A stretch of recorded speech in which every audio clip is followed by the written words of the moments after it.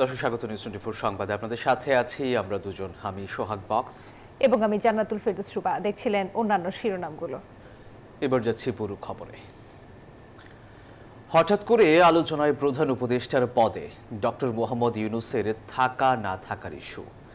এমন আলোচনার মধ্যে বিএনপি বলছে অন্তর্বর্তী সরকার প্রধানের পদত্যাগ চায় না তারা, তবে আবেগের বশবর্তী হয়ে ডক্টর ইউনূস পদত্যাগ করলে বিকল্প বেছে নেবে জনগণ।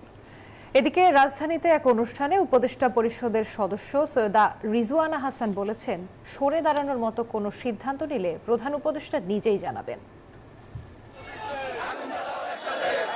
কদিন থেকেই অস্থির দেশের সামগ্রিক রাজনীতি, রাজপথের আন্দোলন সংগ্রাম, সেই সঙ্গে নানা ধরনের গুজব গুঞ্জন। পরিস্থিতি জটিল হলে রাজনীতির মাঠের উত্তাপ গড়ায় নানা সামরিক বেসামরিক বাহিনীতেও। এক পর্যায়ে প্রধান উপদেষ্টার সঙ্গে দেখা করেন এনসিপি আহ্বায়ক নাহিদ ইসলাম। জানান পদত্যাগের কথা ভাবছেন ডক্টর মোহাম্মদ ইউনূস। এ নিয়ে রাজনৈতিক অঙ্গনে চলছে নানা আলোচনা সমালোচনা। বিএনপি বলছে প্রধান উপদেষ্টার পদত্যাগ চায় না তারা, তবে আবেগের বশবর্তী হয়ে পদত্যাগ করলে বিকল্প মেনে নেবে জনগণ। রাষ্ট্র পরিচালনার বিষয়, এখানে আবেগের কোনো স্থান নাই। তিনি নির্বাচনের রোডম্যাপ ঘোষণা করার পরিবর্তে যদি নিজে পদত্যাগ করতে চান বা দায়িত্ব ছেড়ে দিতে চান, সেটা ওনার ব্যক্তিগত বিষয় হতে পারে, কিন্তু আমরা তো ওনার পদত্যাগ দাবি করিনি। একই ধরনের কথা বলেন বিএনপি চেয়ারপারসনের উপদেষ্টা জয়নুল আবদিন ফারুক। আমরা তো চাই না আপনাদের পদত্যাগ, আমরা তো আপনাদের বসিয়েছিলাম। বাংলাদেশের মানুষ যে জন্য আন্দোলন করেছে, একটি নির্বাচনের জন্য 9টি মাস অতিবাহিত হলো, কেন এখনো নির্বাচনের মত দেওয়া হচ্ছে না? এই ইস্যুতে পরিবেশ উপদেষ্টা রিজওয়ানা হাসান জানান, পদত্যাগের মতো সিদ্ধান্ত নিলে প্রধান উপদেষ্টা নিজেই জানাবেন। কিছু কিছু গুরু দায়িত্ব তো আছে, সেগুলো পালনের সাথেও তো মাসের একটা সম্পর্ক থাকতে পারে। তো ওনার যদি কোনো কিছু বলার থাকে, আমি নির্বাচনের প্রশ্নেও বলেছি, দায়িত্ব পালনের প্রশ্নেও বলেছি, ওটা আপনারা ওনার থেকেই শুনবেন। ঢাকা বিশ্ববিদ্যালয়ের নবাব নওয়াব আলী চৌধুরী সিনেট ভবনে এক কনফারেন্স শেষে সাংবাদিকদের প্রশ্নের জবাবে তিনি জানান, কেবল নির্বাচন নয়, সংস্কার ও বিচার কাজ শেষ করার জন্য দায়িত্ব নিয়েছেন তারা। শুধুমাত্র ইলেকশন করবার জন্য তো আমরা দায়িত্বটা নিইনি, যেটা আরো দুটো দায়িত্ব আছে। জুবায়ের রাজিন, নিউজ 24, ঢাকা। আবারও ফ্যাসিবাদ বিরোধী ঐক্য সুদৃঢ় করতে না পারলে হাতছাড়া হতে পারে জুলাই বিপ্লবের সুফল। এমন মন্তব্য করে বিএনপি ও এনসিপি নেতারা বলেছেন, ছোটখাটো মত পার্থক্য ভুলে সবাই মিলে সুন্দর বাংলাদেশ করতে হবে, মসৃণ করতে হবে গণতন্ত্রের পথ চলা। এদিকে বিশ্লেষকেরাও বলছেন, রাজনীতির এমন কঠিন সময়ে জাতীয় ঐক্যের বিকল্প নেই। মাজহার ইসলামের রিপোর্ট। নানা কারণে ফাটল ধরেছে ফ্যাসিবাদ বিরোধী ঐক্যে। পাল্টাপাল্টি কর্মসূচির মাধ্যমে স্থবির হয়ে পড়েছে জনজীবনও। তা সত্ত্বেও নিজেদের দাবি আদায়ে পাল্টাপাল্টি কর্মসূচি পালন করছে বিএনপি, এনসিপি সহ অন্যান্য দলগুলো। এনসিপি যখন স্থানীয় সরকারের নির্বাচনের দাবিতে সরকারের উপর চাপ সৃষ্টি করছে, তখন জাতীয় নির্বাচনের দাবিতে সরব বিএনপি ও তার সমমনা দলগুলো। নানা মহলে আলোচনা হচ্ছে, এমন বিভাজনে হাতছাড়া হতে পারে গণবিপ্লবের সুফল। বিএনপির স্থায়ী কমিটির সদস্য নজরুল ইসলাম খান মনে করেন, দেশের এমন পরিস্থিতিতে ঐক্যের বিকল্প নেই। এরকম সংকট সমাধানের জন্য আমি বিশ্বাস করি আর কি, যে আন্তরিকতা, নিরপেক্ষতা এবং দৃঢ়তা, এটা খুবই গুরুত্বপূর্ণ। আর আরও ভালো হয় যদি সরকার কতদিনের মধ্যে কি কাজটা করতে চায়, এটা যদি স্পষ্ট করে বলে। অন্যদিকে জাতীয় নাগরিক পার্টির নেতারা বলেন, ফ্যাসিবাদ পরবর্তী বাংলাদেশে অনৈক্য কারো জন্যই কল্যাণ বয়ে আনবে না। বলেন, মতবিরোধ থাকলেও আলোচনার মাধ্যমে সবকিছুর সমাধান হতে পারে। আমাদের তো আসলে এক টেবিলে আসতে হবে, এবং যেই ঐকমত্যটা আমাদের জরুরি এই মুহূর্তে, এবং জুলাই সনদের মাধ্যমে আমরা সেই ঐকমত্যে আসতে পারবো। জাতীয় স্বার্থে নিজেদের কিছু দলীয় স্বার্থকে স্যাক্রিফাইস করতে হবে এবং করে দিয়ে একটা কমন জায়গায় আসা উচিত, এবং সেইটা করতে পারলে আমরা যে ন্যূনতম সংস্কার, মৌলিক সংস্কার করে আমরা নির্বাচনের দিকে যেতে পারবো। যেতে পারলে স্ট্যাবিলিটি, দেশের স্ট্যাবিলিটিটা রক্ষিত হবে। রাজনৈতিক বিশ্লেষক ডক্টর সিদ্দিকুর রহমান মনে করেন, দেশ একটি কঠিন সময় পার করছে। এমন অবস্থায় রাজনৈতিক ঐক্যের বিকল্প নেই।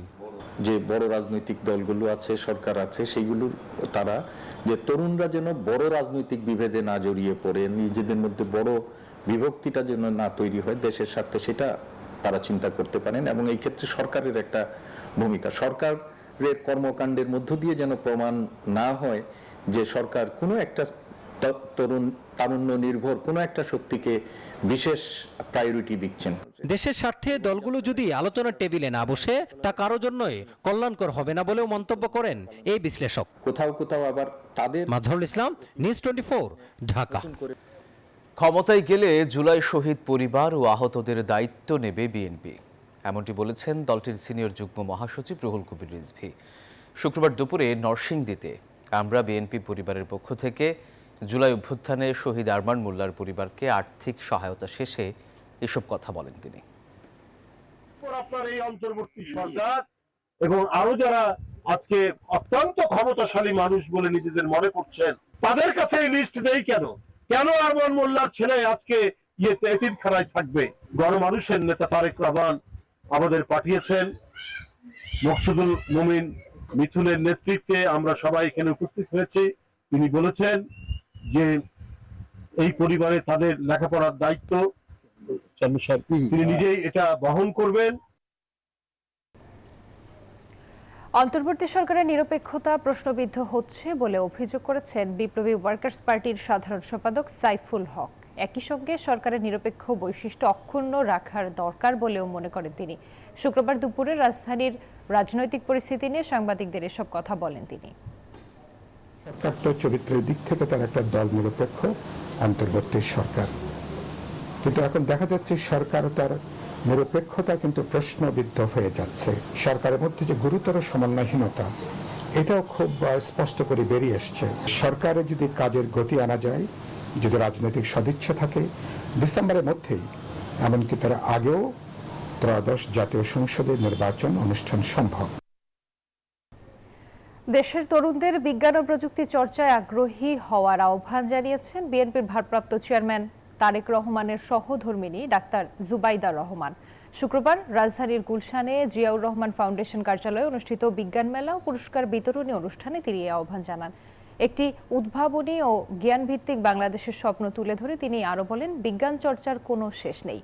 এই বিজ্ঞান চর্চার মাধ্যমে পৃথিবীকে অনেক কিছু দেওয়ার আছে।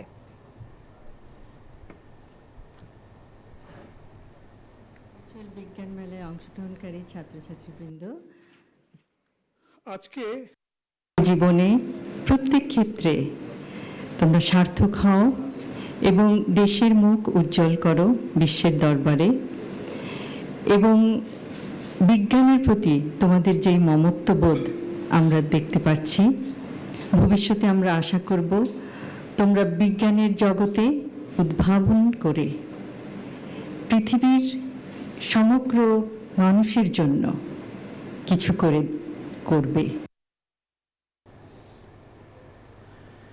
সীমান্ত দিয়ে চলতি মাসে কয়েক শতাধিক ব্যক্তিকে বাংলাদেশে পৌঁছিন করেছে ভারত।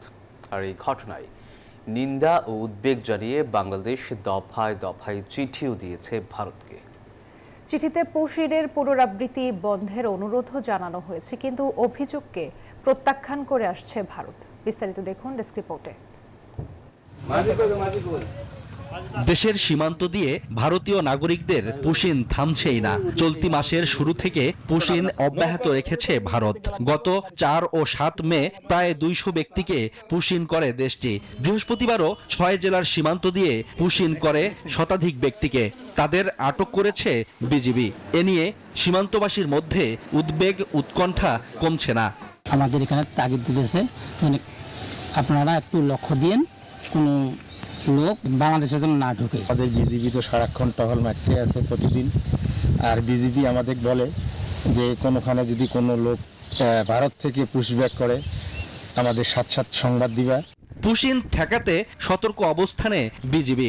সীমান্তে টহল জোরদার বাড়ানো হয়েছে। সীমান্তের উত্তাপ কমাতে দিল্লিকে চিঠি পাঠিয়েছে ঢাকা। এর মধ্যে 2461 ব্যক্তিকে বাংলাদেশি অনুপ্রবেশকারী দাবি করে ফেরত পাঠাতে চায় ভারত।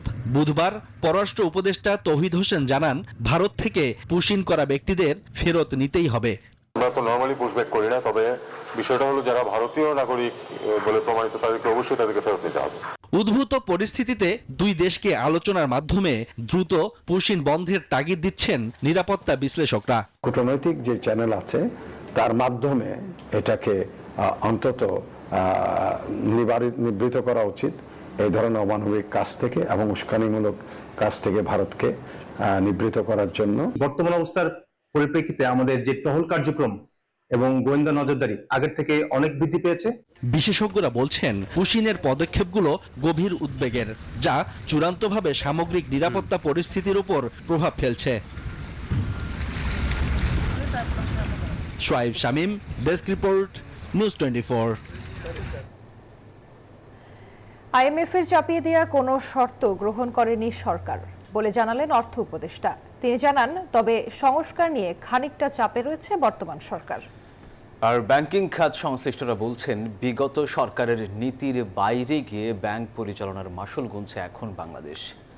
শুক্রবার রাজধানীতে বাংলাদেশ অর্থনীতি অলিম্পিয়াডের অনুষ্ঠানে এসব কথা বলেন তারা। জুলাই আগস্ট বিপ্লব পরবর্তী 9 মাসে অনেকটাই ঘুরে দাঁড়াচ্ছে অর্থনীতি। রেমিট্যান্স ও রিজার্ভের সাথে বেড়েছে রপ্তানি এবং ডলার সরবরাহ। বকেয়া পরিশোধের সাথে কমেছে দায়ের পরিমাণ। ব্যাংকিং খাতেও ফিরেছে গতি। শুক্রবার বাংলাদেশ অর্থনীতি অলিম্পিয়াড 2025-এর অনুষ্ঠানে বক্তারা তুলে ধরেন জুলাই অভ্যুত্থান পরবর্তী বাংলাদেশের গতিপথ। ব্যাংকিং খাত সংশ্লিষ্টরা বলেন, বিগত সরকারের আমলে দেশের অর্থনীতিকে নীতির বাইরে গিয়ে পরিচালনা করা হয়েছে।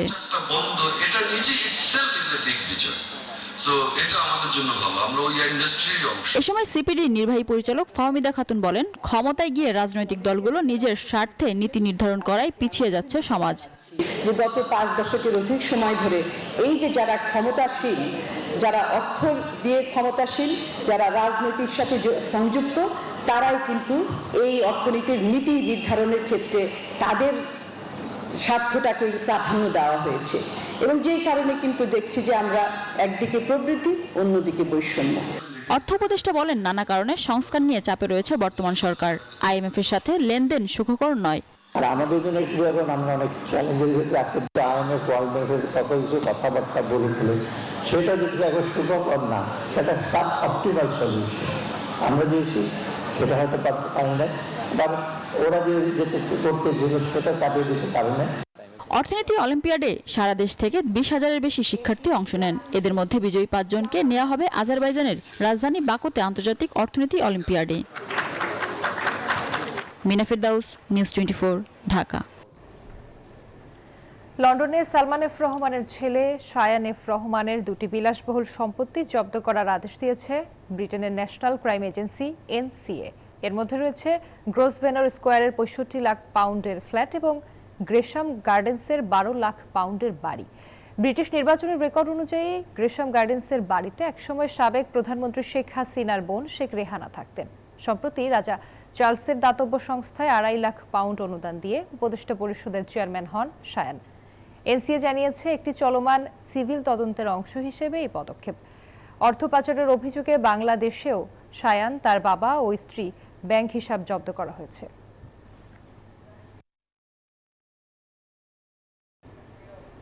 দর্শক, সংবাদের সময় হলো একটা বিরতির। সাথেই থাকুন। আবারও স্বাগত। দেখছেন নিউজ 24 সংবাদ।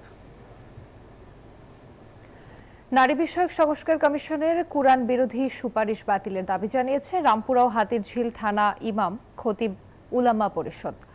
জুমার নামাজ শেষে রামপুরা ব্রিজ থেকে মালিবাগ মোড় পর্যন্ত আয়োজিত এক মানববন্ধনে তারা এই দাবি জানান। মানববন্ধনে বিপুল সংখ্যক মুসল্লি অংশ নেন। এ সময় তারা 6 দফা দাবি তুলে ধরেন। এর মধ্যে রয়েছে কুরআন বিরোধী সুপারিশ বাতিল, দেশের শীর্ষ মুফতিদের মাধ্যমে সুপারিশগুলো যাচাই বাছাই, নারীদের জানমাল সম্মান ও নিরাপত্তা নিশ্চিত করা।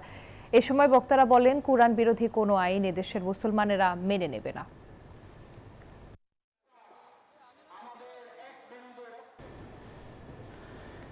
বৃষ্টি কিছুটা স্বস্তি দিলেও নতুন করে তাপপ্রবাহের পূর্বাভাস দিয়েছে আবহাওয়া অধিদপ্তর।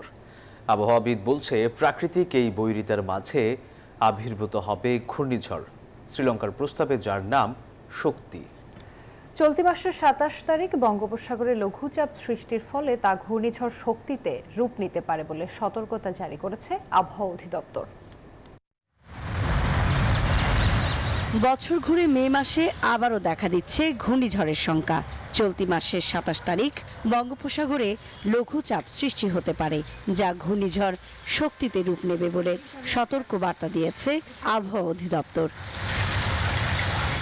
শুক্রবার সকালে আবহাওয়া অফিস জানায় উষ্ণ সমুদ্রের তাপমাত্রার কারণে প্রায়শ মে মাসের মাঝামাঝিতে ঘূর্ণিঝড়ের সঞ্চালন তীব্র হয়। তবে ঘূর্ণিঝড় শক্তির গতিপথ কী হতে পারে তা জানা যাবে 27 মের পর।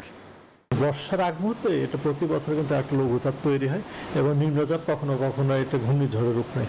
এবারও আমরা সেরকমই আশঙ্কা করছি আগামী 27 তারিখের দিকে একটা লঘুচাপ তৈরি হবে এবং এটা নিম্নচাপ হবে। নিম্নচাপের পরবর্তীতে এটা আসলে ঘূর্ণিঝড় হবে কিনা এটা সময় 27 তারিখে আমরা যখন ঘূর্ণিঝড়টা তৈরি হবে মানে লঘুচাপটা তৈরি হবে তারপরে আসলে বোঝা যাবে এবং লঘুচাপটা নিম্নচাপ এবং ঘূর্ণিঝড় হওয়ার পরবর্তীতে আসলে এটা ঠিক করা যাবে আসলে এর গতিপথটা কোন দিকে যাবে। এ অবস্থায় উত্তর বঙ্গোপসাগর উপকূলীয় এলাকা এবং সমুদ্র বন্দর সমূহের ওপর দিয়ে ঝোড়ো হাওয়া বয়ে যেতে পারে। 3 নম্বর স্থানীয় সতর্ক সংকেত দেখাতে বলা হয়েছে চট্টগ্রাম, কক্সবাজার, মোংলা ও পায়রা সমুদ্র বন্দরকে। এছাড়াও পরবর্তী নির্দেশ না দেয়া পর্যন্ত উত্তর বঙ্গোপসাগরে অবস্থানরত মাছ ধরার সব নৌকা ও ট্রলারকে সাবধানে চলাচল করতে বলা হয়েছে। ঘূর্ণিঝড় শক্তি আসার আগেই নানা প্রস্তুতি নিচ্ছে উপকূলের মানুষ। এখন যে সমুদ্রে যে সিগন্যালটা আছে এটা বজ্র মেঘমেলা তৈরি হচ্ছে। বজ্র মেঘমেলা তৈরি ও থান্ডারিং হয়, বৃষ্টিপাত বেশি হয়, মাছ ধরা নৌকা ট্রলারদের জন্য সমস্যা। এই জন্য আমরা কিন্তু 3 নম্বর স্তরের সংকেত দিয়েছি। পূর্বাভাস বলছে আগামী কয়েকদিন দেশের প্রায় সব বিভাগে বয়ে যাবে অস্থায়ী দমকা হাওয়া সহ বৃষ্টি অথবা বজ্রসহ বৃষ্টি। তবে বন্যা হওয়ার আশঙ্কা নেই বলে জানান তিনি। সুকন্যা আমির, নিউজ 24, ঢাকা। তরুণ সমাজের ভাবনা ও অধিকার নিয়ে বগুড়ায় কৃষি উন্নয়ন, পরিবেশ রক্ষা ও নাগরিক সমস্যা নিয়ে তারুণ্যের ভাবনা বিষয়ক সেমিনার অনুষ্ঠিত হয়েছে। শুক্রবার বিকেলে বগুড়া শহরের মমইন মিলনায়তনে যুবদল, স্বেচ্ছাসেবক দল ও ছাত্রদলের কর্মসূচির অংশ হিসেবে এই সেমিনারের আয়োজন করা হয়। অনুষ্ঠানে প্রধান অতিথি ছিলেন বিএনপির জাতীয় স্থায়ী কমিটির সদস্য নজরুল ইসলাম খান।